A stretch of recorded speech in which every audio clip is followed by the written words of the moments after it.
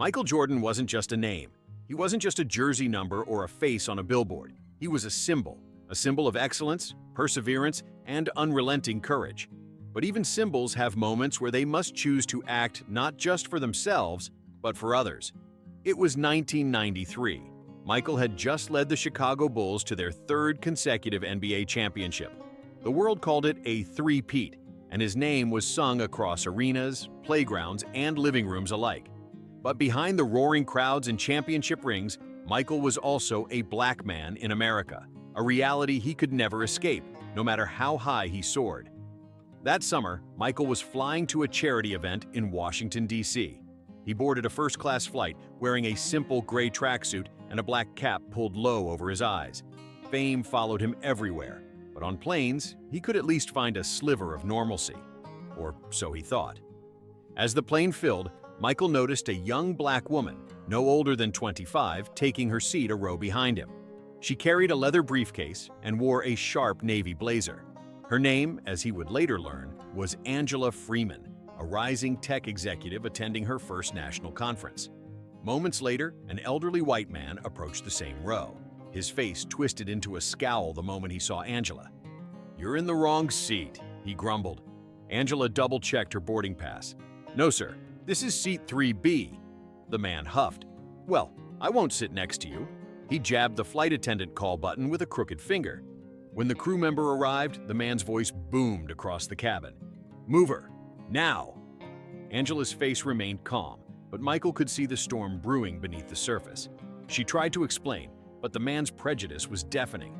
Passengers turned their heads. Some watched with quiet disapproval. Others averted their eyes, the familiar cowardice of pretending not to see. Michael leaned back in his seat. His mind flashed to stories his mother told him growing up in Wilmington, North Carolina. Stories of segregation, of buses where black passengers were ordered to the back, of diners with whites-only signs. He thought he had left those days behind. He was wrong. The flight attendant hesitated, caught between customer service protocol and the obvious injustice unfolding. Michael stood. All 6'6" of him rose like a tidal wave. The murmurs in the cabin hushed instantly. "Is there a problem here?" he asked, voice steady but commanding. The old man sneered. "Mind your own business." Michael's eyes narrowed. "This is my business." The flight attendant opened her mouth to intervene, but Michael raised a hand. "She's not moving. Either we both stay, or we both leave this plane." Angela looked up at him, her calm cracking into disbelief. No one had ever stood up for her like this. Not in boardrooms, not in crowded streets, and certainly not in the thin-aired world of corporate elites. The flight attendant finally nodded. "She will remain in her seat." The elderly man cursed under his breath but retreated to his assigned spot across the aisle. The flight took off in tense silence. Hours later, altitude and reflection. At 30,000 feet, Michael found his mind wandering. His fame had always been a double-edged sword. Yes, it opened doors. Yes, it brought wealth, influence, and opportunities beyond imagination. But it also came with responsibility, a responsibility he hadn't asked for but could no longer deny. He glanced at Angela. She was reading from her tablet, pretending to focus, but Michael could see her hands trembling slightly. He reached into his bag and pulled out a notepad.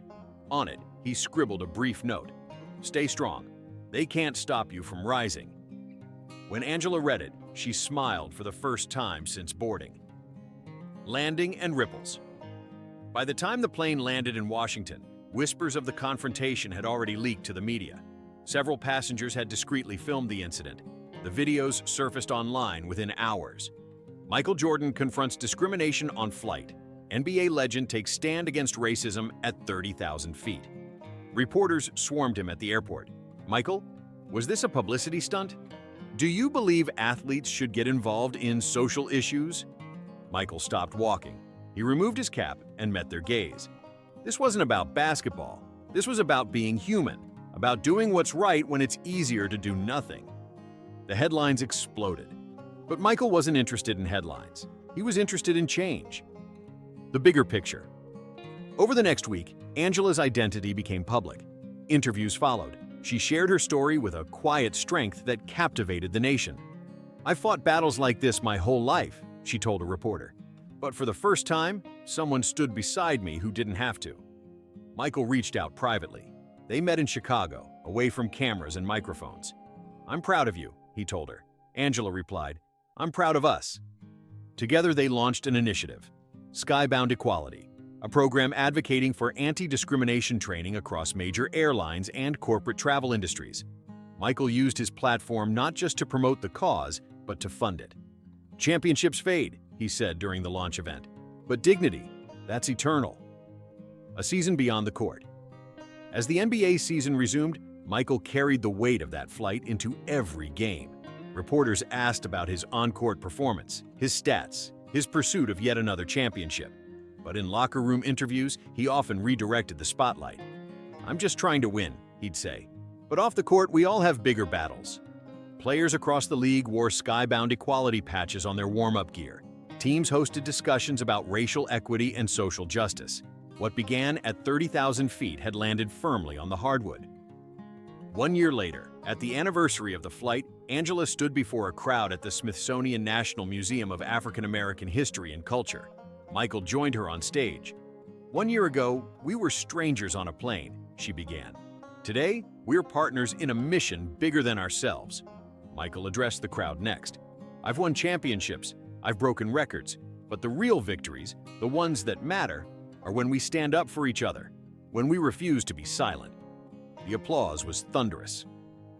Legacy redefined years later, long after retirement, a young reporter asked Michael which of his achievements he valued most: the 6 championships, the MVP awards, or the countless records. Michael paused. "None of those," he said quietly. "It's the times I used my voice when others couldn't. It's the moments when I stood not just as an athlete, but as a man." And somewhere, high above the clouds, a flight continued on.